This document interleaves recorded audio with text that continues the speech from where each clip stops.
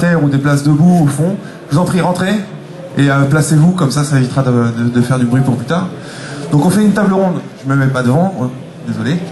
On fait une table ronde donc sur la mobilité. Donc je me présente, je suis Nicolas Vérité de la société Process One. On a quelques applications sur les markets respectives de iOS et Android.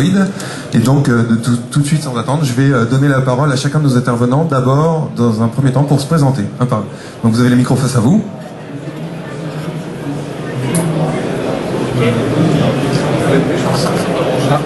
Au revoir. Alors, bien sûr, des problèmes techniques. Faut monter le son. Essaye.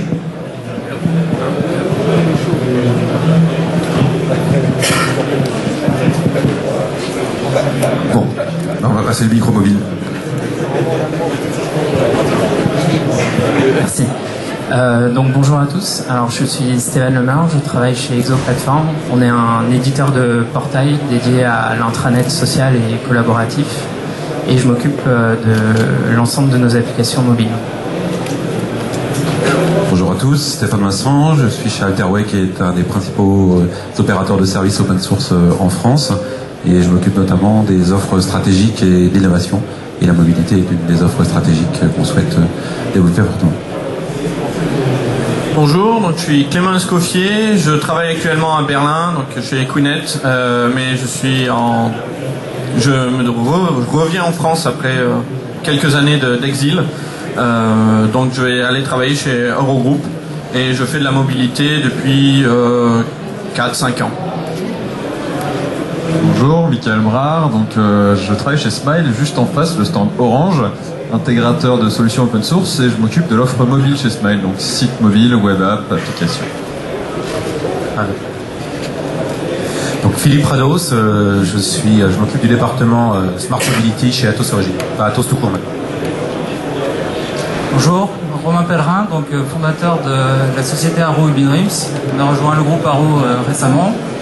On fait des applications cross-média, c'est-à-dire compatibles tout smartphone. On travaille dans la mobilité depuis 2004. On va faire un test des micros un par un si vous voulez bien. 1, 2. 1, 2, 1, 2, 1, 2, 1, 2, 1, 2. Voilà, c'est bon. Bonjour micro. Bonjour. Bonjour. Bonjour. Bon, ça marche, oui. Alors, dans un premier temps, donc on va dresser un sommaire, enfin un petit index de des sujets qu'on va aborder. Donc on va aborder les aspects applications mobiles, applications natives, applications HTML5 et applications hybrides. Ensuite on va aborder les thèmes d'industrialisation et de design. Voilà, donc déjà peut-être qu'on peut commencer par définir qu'est-ce qu'une application native, qu'est-ce qu'une application HTML5, qu'est-ce qu'une application hybride. Et qui veut commencer ? Alors, qui développe sur iOS et Android à la fois? Bon, on a des gens timides, désolé. Bon, alors, le développement natif, c'est le fait de coder dans un langage spécifique au smartphone. Donc, pour Android, c'est Java. Pour iOS, c'est Objective-C. Pour Windows Phone, c'est C#. L'orienté web, c'est le fait de coder en standard web, donc HTML, JavaScript, CSS. Et l'hybride, ça mélange les deux.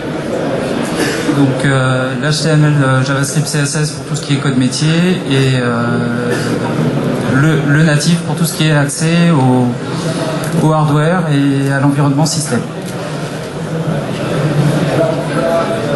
Quelqu'un veut rajouter quelque chose?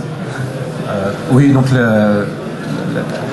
le choix de l'environnement de développement a des impacts sur justement le fait de devoir écrire soit plusieurs fois la même application pour différents OS, soit au contraire d'essayer de factoriser au maximum de choses.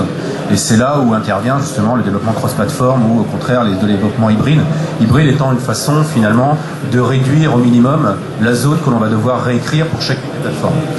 Et comme ce qu'il manque dans le HTML5 est en général relativement banalisé, c'est tout l'accès aux spécificités du téléphone, le GPS, la caméra, que sais-je encore, il est possible de trouver des outils qui vont vous permettre de mettre des calls standardisés qui vont permettre au site web de pouvoir communiquer de façon toujours identique, quelle que soit la plateforme sur laquelle on l'utilise, mais la partie hybride va être implémentée de façon différente quand on est sur Android, quand on est sur iOS, quand on est sur Windows Phone.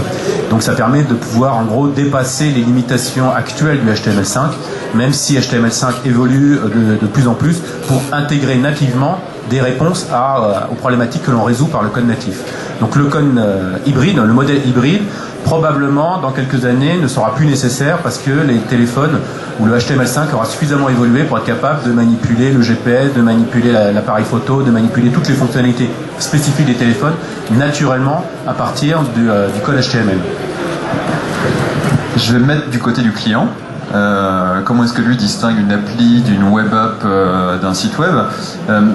Pour revenir au basique, une application dite native, quelle que soit la manière dont elle est codée, même si elle est codée avec du PhoneGap, avec des technologies hybrides, le client va la retrouver sur les stores. Sur les stores directement dans la chercher, ou en flashant un QR code qui lui envoie un lien vers le store, ou tout simplement en allant dans les catégories, en trouvant l'application. Donc on va être dans une démarche de recherche où le client, a priori, il doit déjà savoir ce qu'il cherche, ou savoir dans quelle catégorie il veut aller chercher. La partie site mobile est beaucoup plus logique, on a l'habitude de le faire. Le client va lancer, ou l'utilisateur va lancer un navigateur sur son téléphone, va taper une URL, ou va passer par Google, et va tomber sur un site qui va être adapté mobile. Dans ce cas-là, finalement, l'enjeu va être plus d'avoir une URL connue par le client, ou du moins d'être bien référencé, et on se retrouve dans des logiques qui sont très web. Le troisième cas, c'est ce qu'on appelle la web app HTML5. C'est un nom un petit peu barbare, mais c'est finalement un site mobile, parce qu'on y accède via une URL, et qui se transforme en application, parce qu'à la sortie, l'utilisateur va avoir une icône sur son bureau, et va pouvoir aussi utiliser l'application en mode déconnecté. Là, c'est ce que a avancé Philippe d'un point de vue techno. Aujourd'hui, les limitations sont encore le non-accès aux fonctions natives du téléphone, type caméra, vibreur et ce genre de choses. Et du coup, on va plutôt se demander qu'est-ce que je veux faire comme application, et la technologie sera peut-être la réponse. Si on veut faire une appli avec une caméra, on ne pourra pas faire des web apps. Si on veut faire juste une appli transactionnelle avec du contenu, la web app pourrait être une bonne solution. Là, on se retrouve sur le choix entre hybride, web ou natif. C'est aussi lorsqu'on a des problématiques qu'on va dire d'entreprise, c'est-à-dire des problèmes de sécurité, des problèmes de code natif à intégrer, des problèmes de DRM par exemple pour tout ce qui est musique ou livre. Dans ce cas-là, le choix il est assez vite fait. C'est pas possible de le faire en pur web. Ça, c'est des composants qu'il faut faire, qu'il faut crypter, tout ce qui va être cryptage, Symlock, c'est des choses qu'il va falloir faire en natif ou en hybride. Dans ce cas-là, la partie UI sera faite en web, mais la partie traitement sera faite en natif. Donc c'est une problématique qui peut déterminer le choix de la technologie. Il y a quelque chose qui est intéressant, c'est que il y a quelques années, on travaillait en client-serveur, donc on avait des gros clients sur les Windows qui communiquaient avec des bases de données. Ensuite, on est parti sur le client léger, avec le web que l'on connaît tous maintenant. Et on est en train d'avoir un retour de balancier où on est en train de recréer du client-serveur avec des applications que l'on met dans le téléphone. Et on va avoir un nombre incalculable d'applications, ce qui devient à la limite de l'absurde. Avoir 300 000 applications, c'est un peu étonnant en tout cas. Quand vous avez des applications, par exemple pour le ministère des Finances, qui vous permet de pouvoir valider votre feuille d'impôt en 2 clics, en soi c'est intéressant, mais installer une application qu'on n'utilise qu'une fois l'an, on se demande si finalement travailler directement sur le net, ça serait pas plus intéressant. Donc on a un effet un peu pervers qui est l'effet marketing, c'est-à-dire que ça fait plaisir aux marketeurs de l'entreprise de pouvoir dire j'ai mon application, j'ai mon logo qui existe dans le market. Mais sémantiquement parlant, c'est pas différent que de dire j'ai un signet ou j'ai un raccourci que j'ai mis dans mon navigateur, et la plupart des utilisateurs ne savent pas qu'on peut mettre un signet sur son bureau et finalement cliquer et que ça vous déclenche le navigateur qui va aller directement sur un site particulier, même puisqu'on mémorise les sites.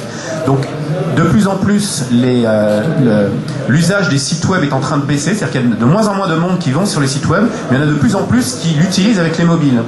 Donc on se retrouve dans une situation un peu intéressante en ce moment, c'est qu'il va falloir que toutes les entreprises proposent très rapidement une version mobile de leur site. Parce que, alors ça a des effets un petit peu indirects, c'est que les utilisateurs, par la version mobile du site, ont une application qui est beaucoup plus efficace. Parce que comme les mobiles sont pas très puissants, on va faire une version beaucoup plus allégée qui s'occupe de l'essentiel. Et pour un utilisateur, c'est même plus intéressant d'utiliser la version mobile que la version native, parce que il va aller directement à l'essentiel, à ce qui l'intéresse, et l'utiliser avec sa tablette, avec son smartphone, dans des situations de plus en plus diverses et variées. Donc il y a une baisse d'utilisateurs de type web normal et une augmentation de la partie mobile. À partir du moment où on a commencé à devoir faire un site mobile, on peut se poser la question, d'une part, est-ce qu'il est pertinent de faire une application spécifique, ou est-ce que finalement le développement que je fais pour mon site web mobile peut pas être intégré au sein de l'application avec les technologies cross-platform pour rajouter les choses qui manquent dans la partie web mobile, et par exemple scanner un QR code ou ce genre de choses, et finalement aller réutiliser non seulement avec du code entre plusieurs plateformes différentes, que ce soit Windows Mobile, iOS, Android ou d'autres, et le même code sur la partie web mobile. Maintenant, c'est pas forcément si facile que ça. C'est un vœu pieux de pouvoir réussir à avoir le même code qui fonctionne partout, mais il y a des impacts divers et variés dus aux problèmes de résolution d'écran, de pixels, de design habituel de chacune des applications. Mais c'est une vraie solution intéressante à intégrer parce que de toute façon, il va falloir y aller, de faire un site web mobile pour tous les sites institutionnels ou autres. Bon, je pense qu'on va passer la parole au bout du rang, mais ce que je voulais rajouter par rapport comme complément en fait, c'est que sur les sites mobiles et sur les applications mobiles, sur le site mobile on télécharge le code et sur l'application mobile le code est résident. Donc en gros, l'application mobile elle tourne sans qu'il y ait besoin de 3G. Donc c'est un avantage pour toute une gamme d'applications comme les jeux vidéo ou comme les applications où on stocke beaucoup de données qu'on va pouvoir retrouver pendant ses voyages, pendant ses parcours, pendant ses visites. Je pense que c'était important de préciser ça.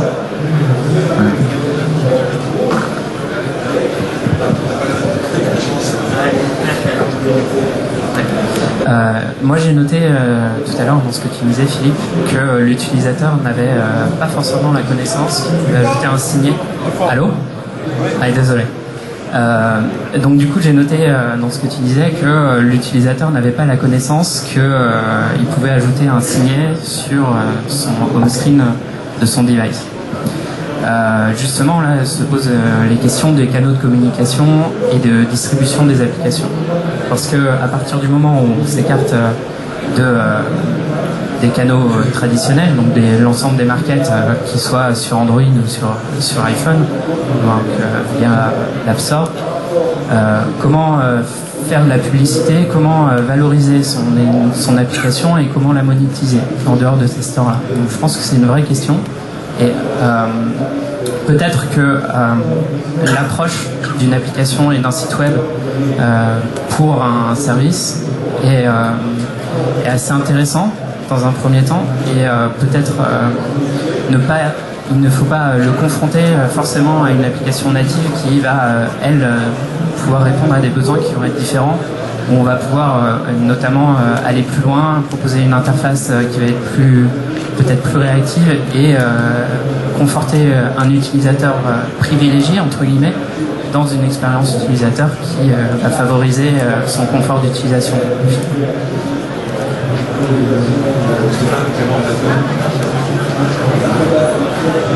Pour en revenir sur cette problématique d'App Store, donc aujourd'hui il y en a deux énormes, hein. Il y a l'App Store de Apple avec 300 000 applications, quelque chose comme ça. 500 000 applications. Et celui de Google avec un grand nombre, pareil. Mais quand on développe des applications un peu plus spécifiques pour une entreprise, ou un ensemble d'applications pour une entreprise, une problématique qui émerge, et que j'ai dû développer déjà 3 fois depuis 2 ans, c'est de fournir un market à cette entreprise-là avec rien que leur application. Donc ça apporte beaucoup d'avantages. On peut vérifier quelles sont les applications installées, quelles sont les applications utilisées. On peut bloquer des accès en fonction de l'utilisateur, en fonction du device, etc. Là, la recherche d'applications est beaucoup plus simple parce que l'entreprise, prenons la Deutsche Post par exemple, je prends un exemple allemand, ils ont leur propre market. Il y a 10 applications dessus, mais ils savent exactement ce qu'il y a dessus. Donc la recherche, c'est plus vraiment mettre une URL, etc. Ils ont une application, et de cette application-là, ils savent ce qu'ils peuvent installer. Mais on pourrait se poser la question si finalement ce market ne peut pas se traduire par une page web de l'intranet qui l'enverrait sur les services qui sont proposés par l'entreprise intranet, qu'ils soient apportés par une application ou pas. Alors, tu évoquais tout à l'heure que justement la différence entre une application native et un site web, c'était que l'application était préchargée en mémoire, qu'elle